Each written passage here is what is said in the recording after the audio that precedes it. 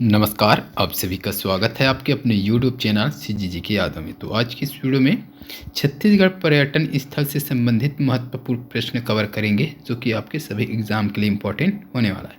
तो वीडियो में आगे बढ़ते हैं बिना किसी देरी के। चलिए, पहला प्रश्न देखेंगे आज का। भोंगापाल पुरातात्विक स्थल किस जिले में स्थित है? तो ये भोंगापाल क्या है? एक पुरातात्विक स्थल है। यह कौन से जिले में स्थित है, ये चीज़ पूछा गया है।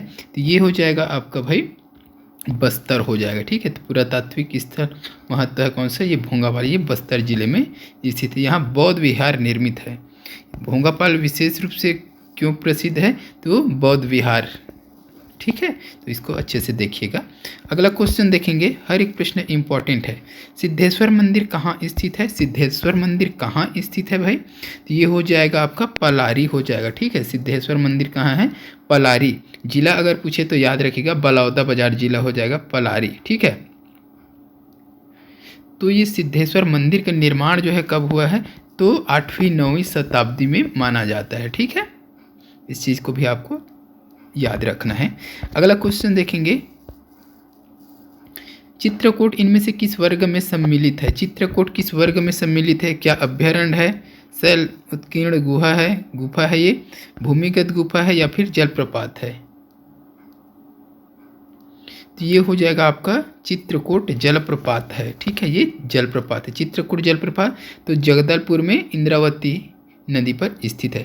ठीक है, और यह भारत का सबसे चौड़ा क्या है? जलप्रपात है। भारत का सबसे चौड़ा जलप्रपात कौन सा है? ये एग्जाम में बार बार पूछता है। तो ये चित्रकूट जलप्रपात हो जाएगा, भारत का सबसे चौड़ा जलप्रपात। और इसी को भारत का नियाग्रा भी कहा जाता है। इस चीज़ को आपको याद रखना है। भारत का नियाग्रा किस जलप्रपात को कहा जाता है? तो चित्रकूट जलप्रपात को ही भारत का नियाग्रा कहा जाता है। और भारत का सबसे चौड़ा जलप्रपात भी चित्रकूट जलप्रपात है। अगला देखेंगे, गंधेश्वर मंदिर इनमें से किस स्थल पर स्थित है? गंधेश्वर मंदिर किस स्थल पर स्थित है? मल्हार, रतनपुर, सिरपुर, राजिम। कहाँ स्थित है गंधेश्वर मंदिर? ये हो जाएगा आपका सिरपुर हो जाएगा भाई, सिरपुर हो जाएगा, याद रखिएगा। अगला क्वेश्चन देखेंगे, निम्न में से रायपुर जिले का कौन सा स्थल लोरी चंदा गाथा से संबंध माना जाता है? तो चंदखुरी, रीवा, आरंग, कंचना। क्या होगा इस प्रश्न का सही आंसर बताइएगा। तो ये हो जाएगा आपका रीवा हो जाएगा भाई। ठीक है, रीवा। तो रायपुर जिले के रीवा स्थल लोरी चंदा गाथा से संबंधित माना जाता है। अगला क्वेश्चन देखेंगे, हर एक प्रश्न इंपॉर्टेंट है एग्जाम की दृष्टि से। देवरानी जेठानी का मंदिर किस छत्तीसगढ़ के किस स्थान पर स्थित है? तो ये हो जाएगा आपका ताला गांव हो जाएगा भाई, है ना। कहाँ हो जाएगा? ताला गांव, बिलासपुर हो जाएगा, याद रखिएगा। ताला गांव बिलासपुर में स्थित है देवरानी जेठानी का प्रसिद्ध मंदिर। अगला क्वेश्चन दिया है, निम्न पुरातात्विक स्थलों में महानदी पर स्थित किस स्थल पर बौद्ध, हिंदू एवं जैन मंदिरों और मठों का स्मारक है? ये बहुत ही इंपॉर्टेंट है। ये हो जाएगा आपका सिरपुर हो जाएगा भाई। ठीक है, ये एग्जाम में बहुत बार पूछा गया है। तो महासमुंद जिले में है ये। ठीक है, महासमुंद जिले में जो महानदी के तट पर स्थित सिरपुर प्राचीन काल से क्या है? बौद्ध, हिंदू और जैन धर्म का प्रमुख केंद्र रहा है। यहाँ पर इन धर्मों के मंदिर और मठ जैसे स्मारक भी हैं। चलिए, अगला क्वेश्चन देखेंगे, रायगढ़ जिले का सिंघनपुर प्रसिद्ध है। रायगढ़ जिले का सिंघनपुर क्यों प्रसिद्ध है? तो ये हो जाएगा आपका शैल चित्र के लिए प्रसिद्ध है भाई। शैल चित्र के लिए प्रसिद्ध है। कौन सा? सिंघनगढ़, है ना, सिंघनपुर। ठीक है, अगला देखेंगे, छत्तीसगढ़ पर्यटन विभाग द्वारा विकसित मुक्ता आकाश संग्रहालय सह पार्क पुरखौती मुक्तांगन का लक्ष्य है। तो इसका लक्ष्य क्या है, ये चीज़ पूछा गया है। तो ये हो जाएगा आपका राज्य के ग्रामीण जीवन की झांकी दिखाना। ये हो जाएगा ऑप्शन डी हो जाएगा भाई। राज्य के ग्रामीण जीवन की क्या करना है? झांकी प्रस्तुत करना है। ठीक है, तो छत्तीसगढ़ पर्यटन विभाग द्वारा रायपुर के उपरवारा में विकसित पुरखौती मुक्तांगन का लक्ष्य राज्य के ग्रामीण जीवन की झांकी प्रस्तुत करना है। अगला क्वेश्चन क्या है, निम्न पर्यटन स्थलों में कौन सा धर्म से नहीं जुड़ा है? तो धर्म से कौन सा नहीं जुड़ा है, ये चीज़ पूछा गया है। क्या हो जाएगा इस प्रश्न के लिए सही आंसर? डोंगरगढ़ दिया है, दंतेवाड़ा, गंधेश्वर और मैनपाट। धर्म से नहीं जुड़ा है, डोंगरगढ़ धर्म से जुड़ा है, दंतेवाड़ा मधेश्वर पहाड़, मैनपाट हो जाएगा, यानी कि ऑप्शन डी हो जाएगा इस प्रश्न के लिए। ठीक है, ऑप्शन डी हो जाएगा, ये कोई धर्म से नहीं जुड़ा हुआ है भाई, है ना। तो उपरोक्त विकल्प में मैनपाट क्या है? एक प्राकृतिक पर्यटन स्थल है, जबकि शेष धार्मिक पर्यटन स्थल है। चलिए अगला क्वेश्चन देख लीजिएगा। सिरपुर के लक्ष्मण मंदिर के निर्माण में प्रमुखतः निम्नलिखित में से किसका उपयोग किया गया है? तो ये हो जाएगा आपका ईंट। तो कौन सा ईंट है ये? तो लाल ईंट है, ये भी याद रखना है आपको भैया, लाल ईंट हो, ठीक है ना। अगला देखेंगे,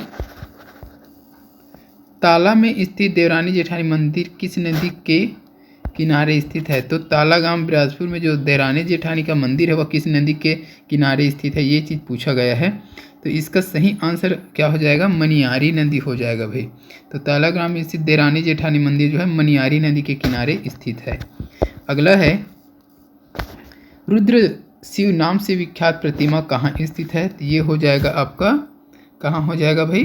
तो ये हो जाएगा ताला गांव, ठीक है, ये भी ताला। तो बिलासपुर के ताला गांव में मनियारी नदी के तट पर निर्मित देवरानी जेठानी मंदिर के द्वार पर है ये, ठीक है। जो देवरानी जेठानी मंदिर है उसी के सामने जो द्वार है वहीं पर है ये क्या? रुद्र शिव प्रतिमा, ठीक है, जिसके अंग में विभिन्न जीव जंतुओं की मुखाकृति से बने हुए हैं, ठीक है।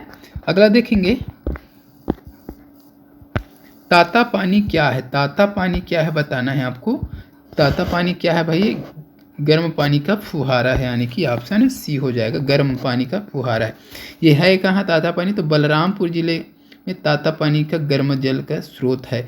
यहाँ राज्य का प्रथम तथा भारत का द्वितीय भूतापीय विद्युत उत्पादन संयंत्र लगाया जाना प्रस्तावित है, ऐसा दिया गया है ना। चलिए अगला क्वेश्चन देखेंगे,